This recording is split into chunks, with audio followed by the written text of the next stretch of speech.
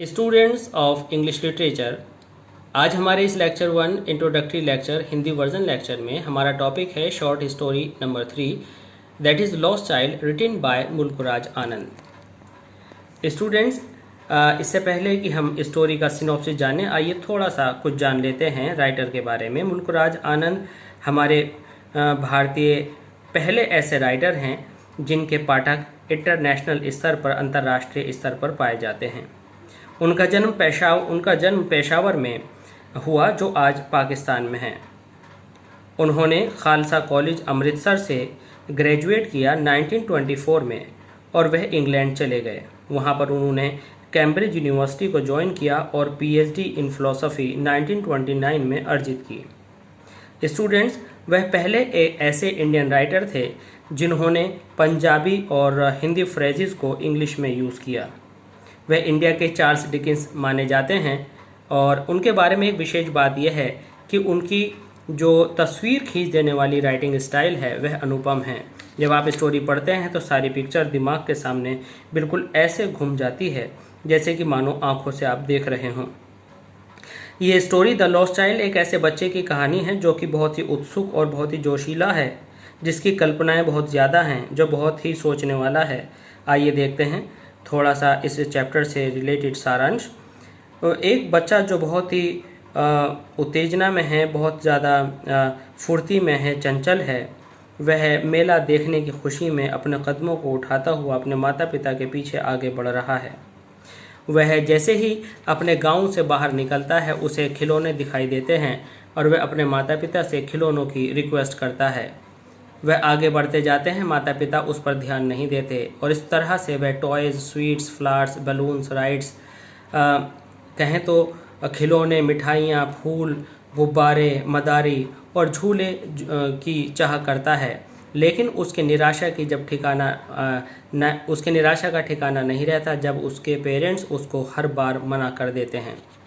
वह इतना फ्रस्ट्रेटेड हो जाता है कि वह अब ये डिसाइड करता है कि वह अब आगे उनसे कुछ नहीं पूछेगा। लेकिन कुछ समय के बाद वह अपने पेरेंट्स से कुछ भी पूछना बंद कर देता है। अंत में वह एक मेले के पास पहुंचता है और मेले में वह चाहता है कि वह भी एक राइड ले, एक झूलने का आनंद ले।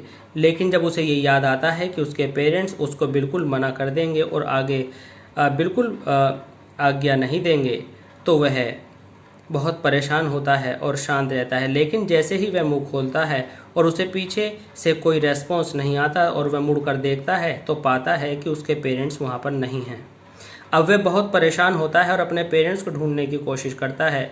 उसकी आए हुए आंखों के आंसू उसको देखने में बहुत दिक्कत कर रहे हैं। उसे कुछ भी साफ नज़र नहीं आ रहा। वह घबराया हुआ है। वह भीड़ के बीच से निकलने की कोशिश करता है और वह वहाँ गिर भी जाता है। तभी उसके रोने की आवाज़ भीड़ में एक व्यक्ति, दयावान व्यक्ति, मजबूत व्यक्ति सुनता है और वह उसे भीड़ से निकालकर गोद में ले लेता है और उसको बाहर ला करके दिलासा देते हुए चुप करके पूछता है कि तुम किसके लड़के हो, तुम कहाँ से आ रहे हो। तो बच्चा कुछ जवाब नहीं देता, बस शोर मचाता रहता है कि मुझे अपने पेरेंट्स चाहिए, मुझे अपने माता और पिता चाहिए। वह बच्चा एक एक करके जितनी भी चीज़ें मेले में बिक रही थीं वापस झूले से लेकर के मदारी, गुब्बारे, फ्लावर्स, मिठाइयाँ और खिलौनों के पास दोबारा लेकर के जाता है।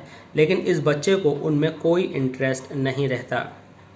वह बच्चा लगातार चिल्लाता रहता है और हर चीज़ से मुंह मोड़ लेता है और कुछ भी पसंद नहीं करता। कहने का तात्पर्य यह है कि जब पेरेंट्स खो जाते हैं तो उसे अपने पेरेंट्स की ज़रूरत का एहसास होता है। उसे अपने पेरेंट्स के महत्व का पता चलता है और वह किसी भी चीज़ को स्वीकार ना करते हुए, जो कि आनंद का साधन थे, वह केवल एक ही निवेदन करता है कि मुझे मेरे माता पिता से मिलवा दो। वह व्यक्ति अपनी पूरी कोशिश करता है लेकिन वह लड़का कुछ भी स्वीकार नहीं करता। उसे चाहिए तो केवल अपने माता पिता। स्टूडेंट्स, ये स्टोरी यहाँ पर समाप्त होती है। इससे पता चलता है, जो कि मैसेज है, कि हमारे जीवन में हमारे माता पिता हमारे लिए बहुत अहम हैं। उनके होते हुए हमें उनकी वैल्यू समझ लेनी चाहिए। उनकी तुलना में संसार की सारी चीज़ें मूल्यहीन हैं। स्टूडेंट्स, आशा करता हूँ कि ये सिनॉप्सिस आपको समझ में आई होगी और आपको आगे स्टोरी समझने में ये आपके लिए बहुत हेल्पफुल साबित होगी। और प्लीज़ मैं ये कहना चाहूँगा कि प्लीज़ आप और ऐसी क्लासेस ऑफ इंग्लिश लैंग्वेज हमारे यूट्यूब चैनल को लगातार देखते रहें और अपने सिलेबस को से जुड़ी सारी बातें जानते रहें। प्लीज़ शेयर कीजिए, कमेंट कीजिए और सब्सक्राइब कीजिए हमारे चैनल और ऐसी क्लासेस ऑफ इंग्लिश लैंग्वेज को और अपडेटेड रहिए। थैंक्स।